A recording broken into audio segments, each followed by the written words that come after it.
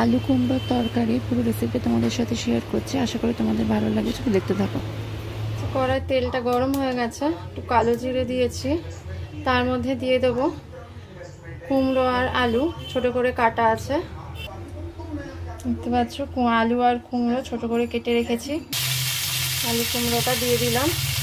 এর সাথে একটুখানি নুন দেবো,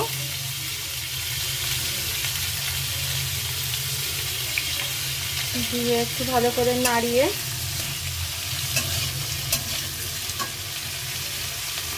একটু ভাজা ভাজা করে নেব ভালো করে।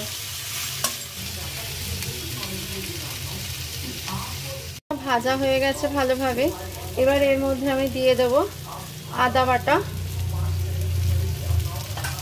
আর একটা লঙ্কা এমনি ছিঁড়ে দিয়ে দেবো, দিয়ে ভালো করে একটুখানি আদাটাকে কষিয়ে নেব, মশলাটা মিশিয়ে নেব।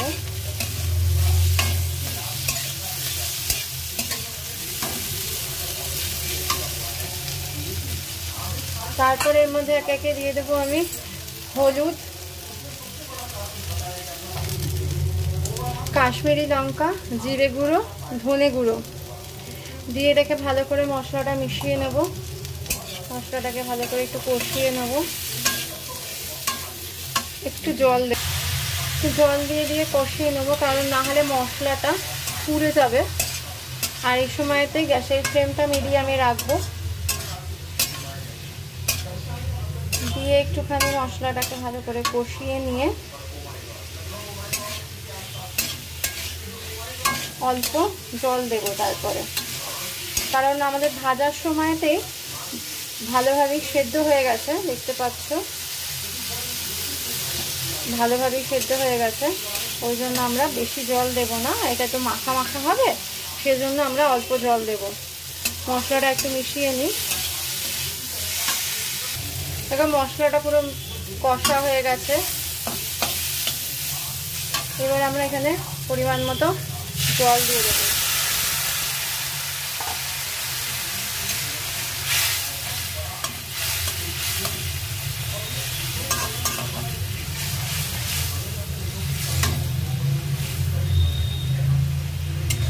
নুন দিয়ে চেক করে নেব, দিয়ে আমরা রেখে চাপা দিয়ে রান্না করে নেব।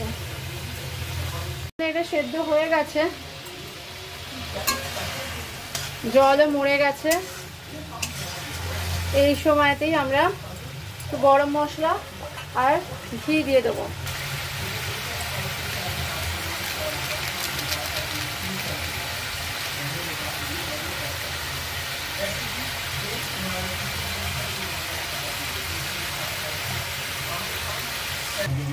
আচ্ছা, দিয়ে এবার আমরা নামিয়ে নিচ্ছি। আমাদের তরকারি পুরো রেডি। যে আমাদের কুমড়ো আলুর তরকারি রেডি, কুমড়ো আলুর ছক্কা তরকারি যাই বলো না কেন রেডি হয়ে গেছে। এবার শুধু পরিবেশনের পালা। আশা করি তোমাদের রেসিপিটা ভালো লেগেছে। যদি ভালো লেগে থাকে তাহলে অবশ্যই লাইক, কমেন্ট এন্ড শেয়ার করো। সেই বেল আইকনটি অবশ্যই ক্লিক করো, যাতে যখনই যাই ভিডিও দিই তোমাদের কাছে আগে পৌঁছে যায়। চলো আজকের মতো এখানেই টাটা।